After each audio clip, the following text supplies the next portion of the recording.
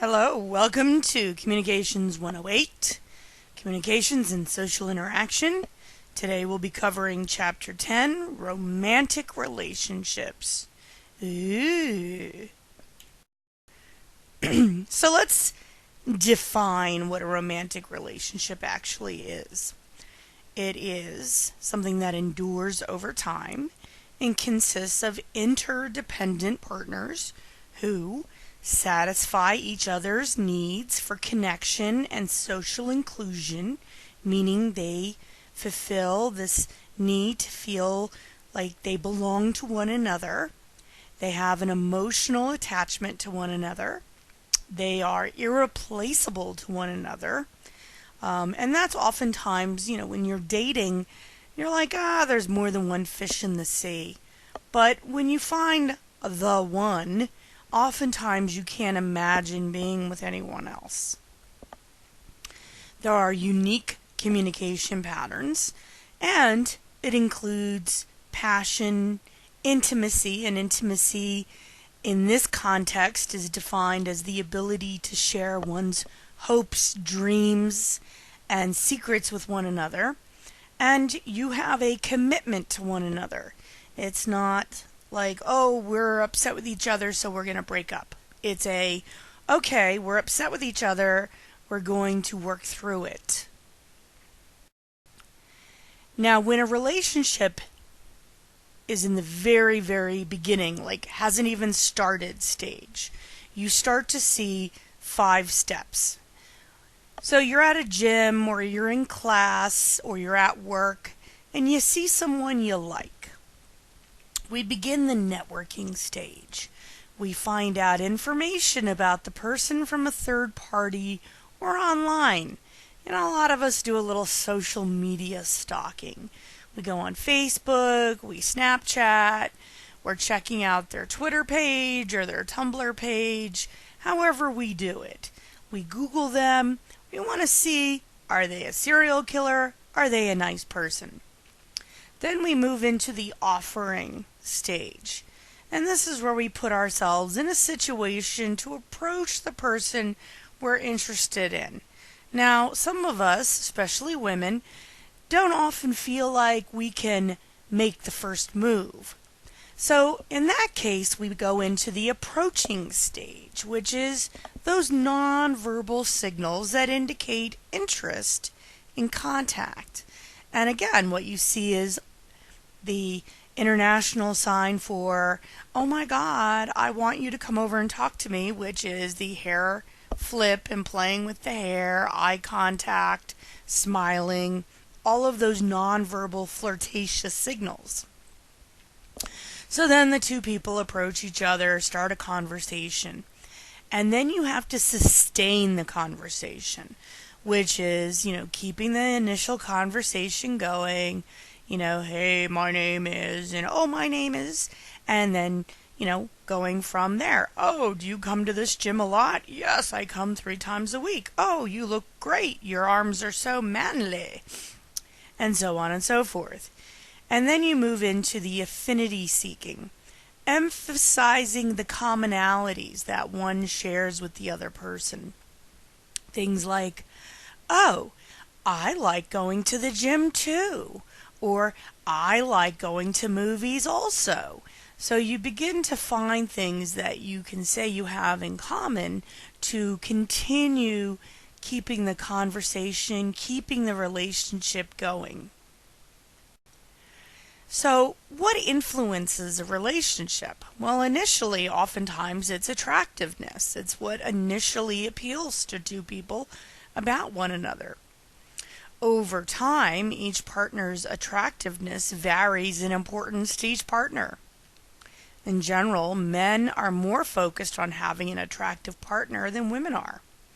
And research, more importantly, has conducted at the University of Tennessee has shown that women who marry a less attractive man will have a happier marriage because he feels lucky to be with her and thus is more supportive.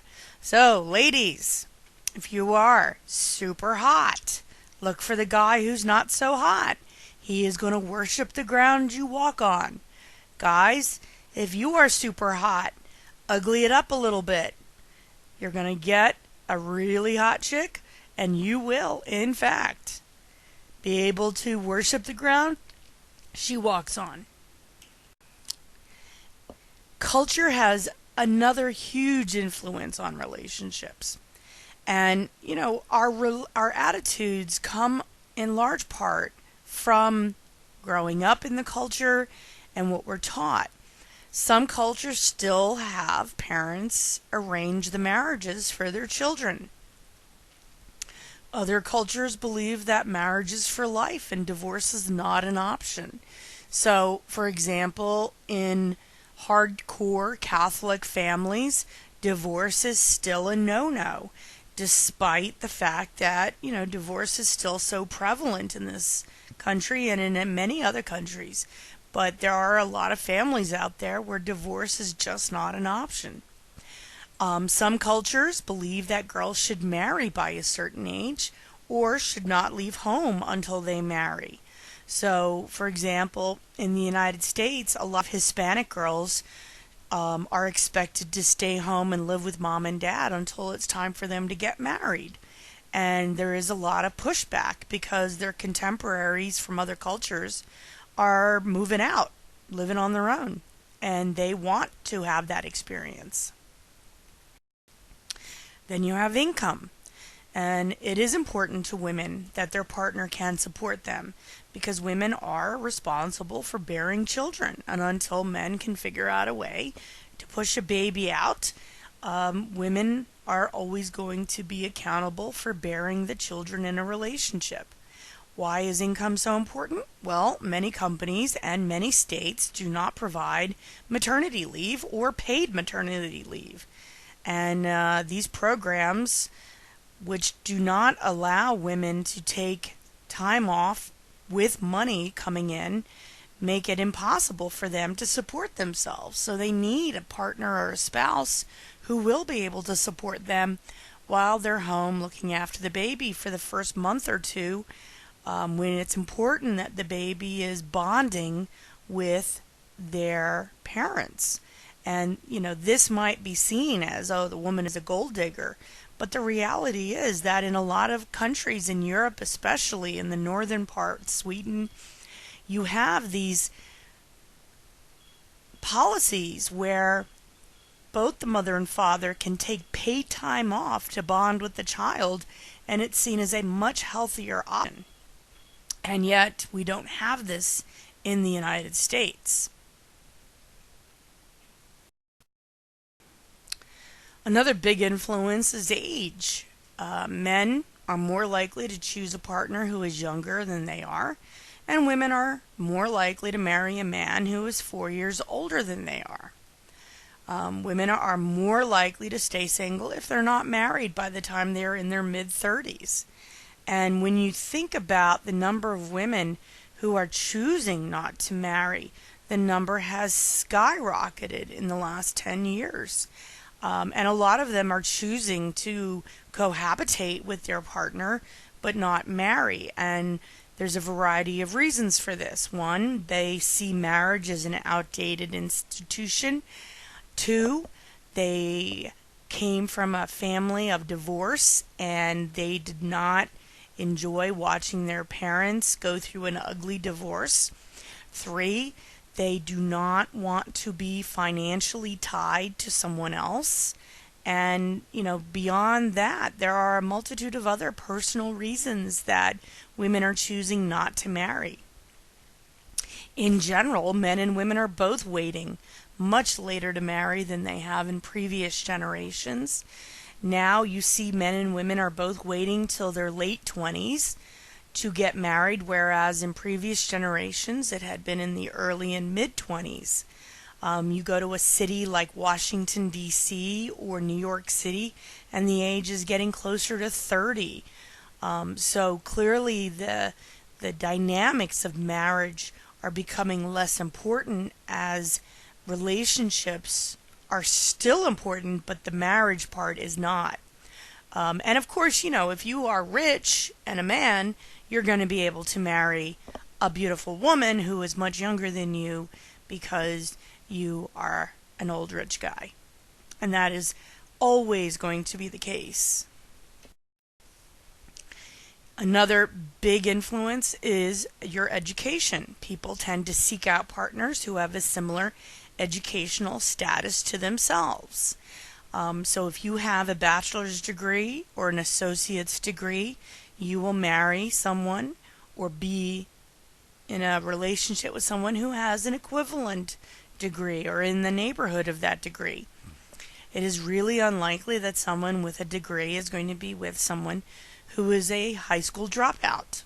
It is just, when you think about the two of you sitting on the couch at night watching TV, the similarities pretty much end in terms of what your interests are.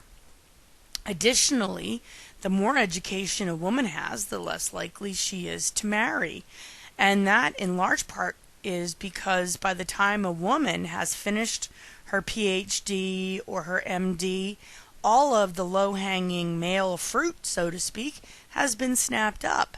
So, the availability of men who are looking to get married has shrunk considerably by the time a woman has finished all of her degrees in her 30s. Religion, very important for women who want to have children, and oftentimes they want their child to be raised in the religion that they are participating in. So a woman who is Roman Catholic and who is dating a man who is Jewish may want an assurance that their child will be raised Catholic. Men in general are not as concerned about this issue, but again, this is in general. Some men are. So it really depends on the individual spouses or partners in a relationship, but it's something that has to be discussed before children show up. A lot of people in the United States especially are no longer affiliating with any religion. They may have a spiritual belief, but they don't have a specific religious affiliation. And as such, they're like, yeah, well, as long as, my partner is not a Satan worshiper, I don't really care. Then we have gender and sex. So, huge relationship influence. The biological gender or the gender identity. Obviously, if you are a heterosexual, you are not going to be entirely enthusiastic about dating someone of the same gender. And if you are married to or dating someone of the opposite gender who is discovering that their gender identity is not what they externally appear, a la Bruce/Caitlyn Jenner, that is also going to have a significant influence on your relationship. Sexual orientation. If you are heterosexual and the person you are interested in is homosexual, that is not going to work well. Then we have learned gender behaviors. And again, depending on where you come from, some people who grew up in a very old-fashioned rural environment may believe that women are supposed to stay home, have babies, and not work. Whereas a woman who grew up in New York City or Los Angeles, grew up and believed that a woman was going to go to college and get a great job and get married and have kids and be an equal partner in the relationship. Well, this person isn't going to work well with a partner who came from an environment that believes she should be home barefoot and pregnant. Then we have learned values about sexuality. Some people don't believe you should have sex before marriage. So someone who believes you should be a virgin at marriage, when you get married, isn't going to be thrilled about someone who is very experimental prior to marriage. And again, acceptable number of previous partners. Everybody has a different idea of what's acceptable. If you say, as a woman, that you've had 4 partners, someone might say, oh, that's not many.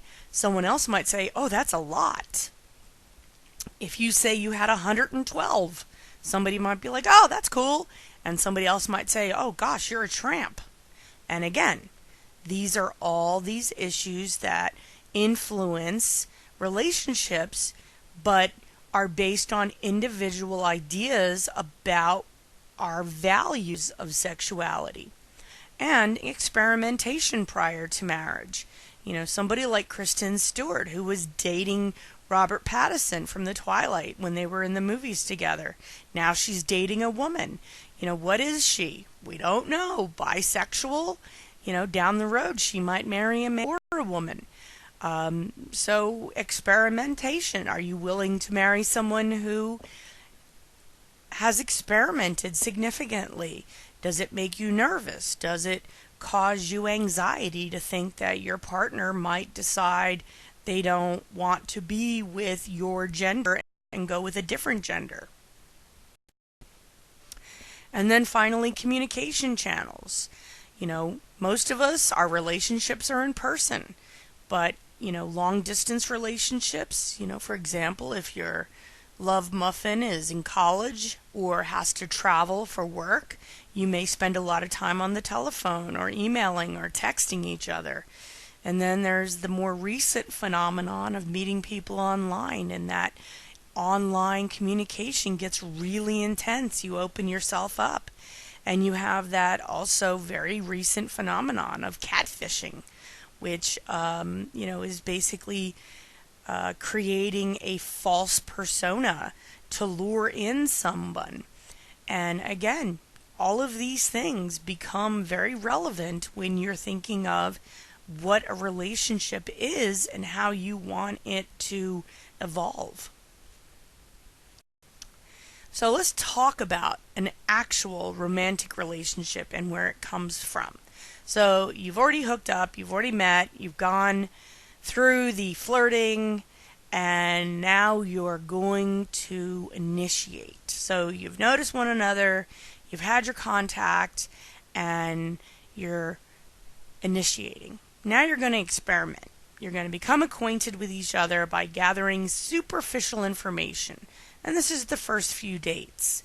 This is where you talk about your life. Oh, I was born here, and I went to school here, and my first car was this, and, it's all this very superficial information that makes you look awesome.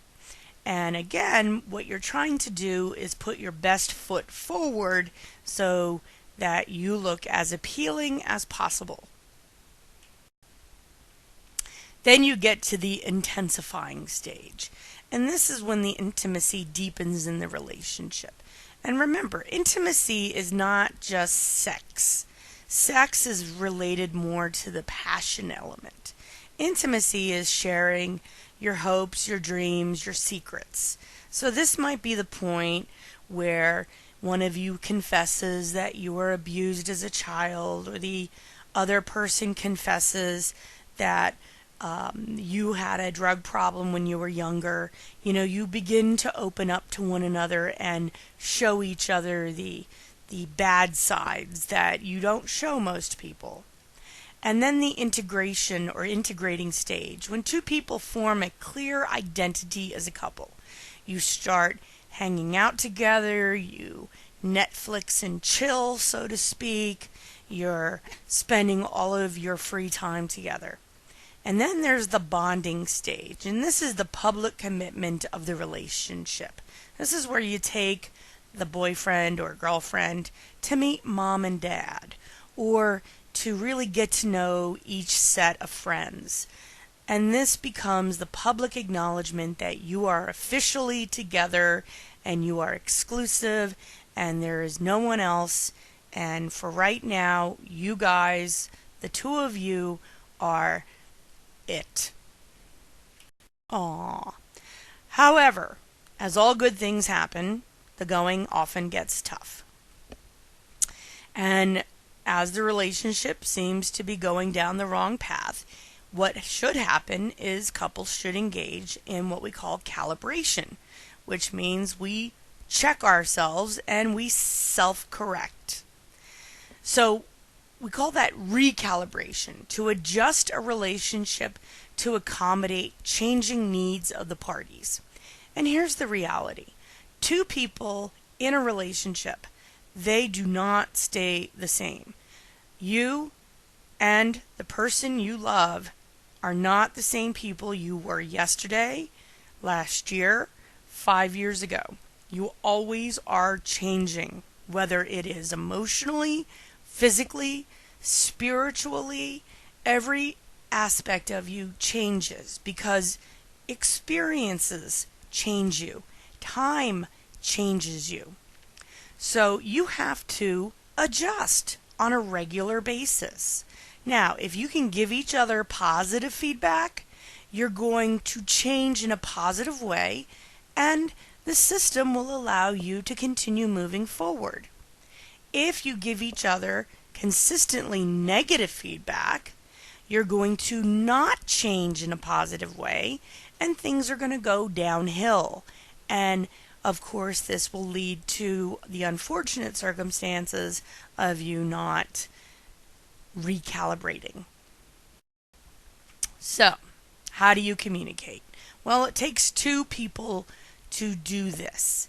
And the way you and your partner communicate evolves from day one. And you have to define what is appropriate and acceptable in terms of how you communicate. So, do you yell at each other? Do you give each other space? Do you compromise? You have to figure it out between you and your partner. Some people like to yell at each other. It gets their juices flowing, and it gives them that passion that they enjoy. Other people, they don't like yelling. They don't like that confrontational, assertive, aggressive feelings. So instead, they want to give each other space to calm down. Other people, they move into that rational computing space where it's time to get into a compromise position. And again, it depends on each individual person in the relationship, and they have to define what works for both of them. And it has to match each other's decisions.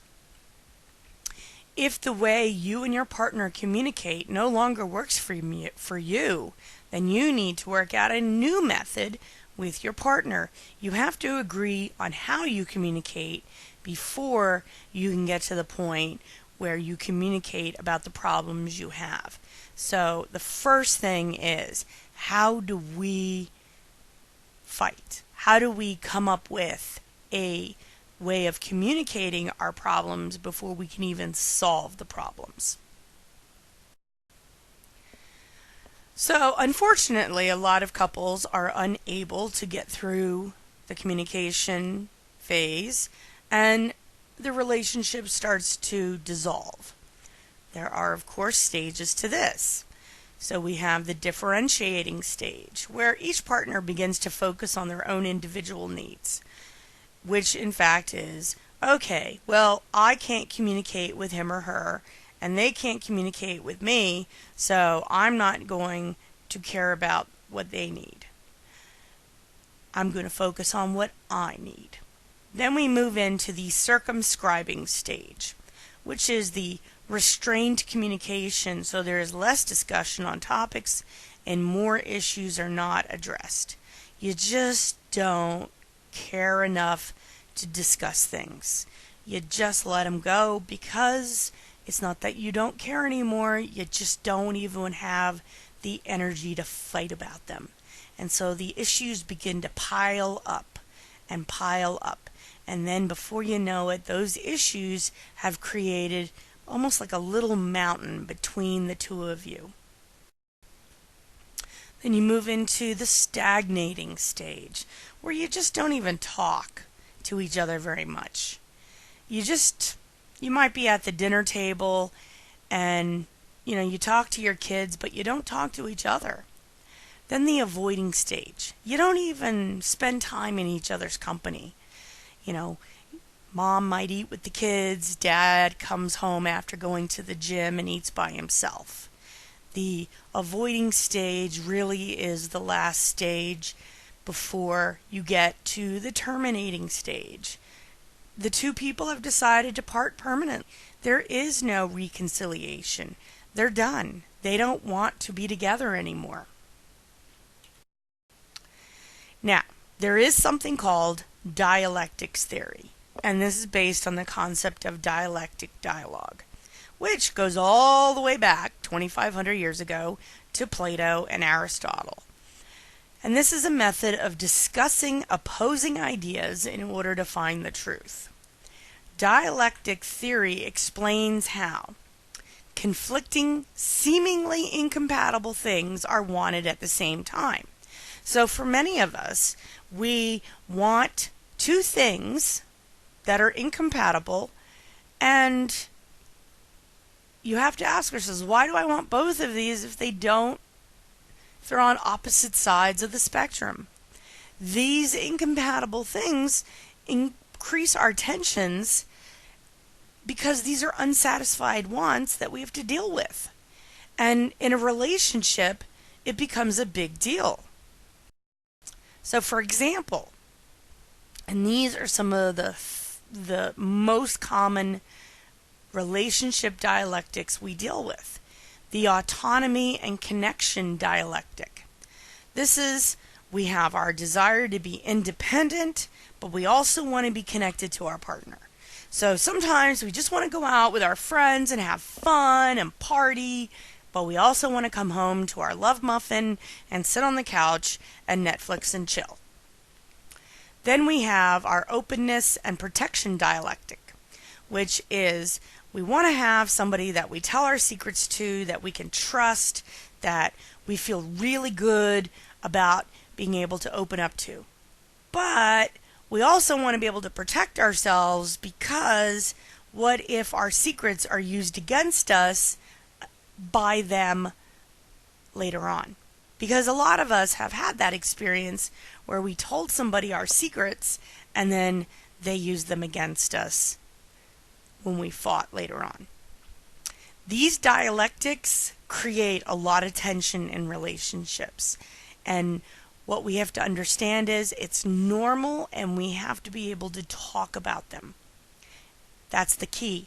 If you talk about them, you will eventually get to a point where you understand between you and your partner how to deal with them. And then finally, and this is one of the biggest issues in a relationship, the novelty and predictability dialectic. We have this need for excitement, but we also want stability in our relationship. So, in terms of when we first fall in love with someone, we have this awesome feeling in our heart and our brain, and we're so excited, and we get a text message from them. We can't wait to open up our phone and see what they said, and we're smiling and grinning like a fool. And then after we've been in the relationship for a long time, we open up our phone to see a text and it says, "Bring milk home." And it's not exciting anymore. But we do like knowing that when we've had a bad day at work and we come home, that our love muffin is sitting there waiting for us and will give us comfort. So, these dialectics, these conflicts that exist in our own minds are normal. And we have to be able to talk to our partners about them. On the one hand, being in a stable relationship doesn't mean you can't have excitement once in a while.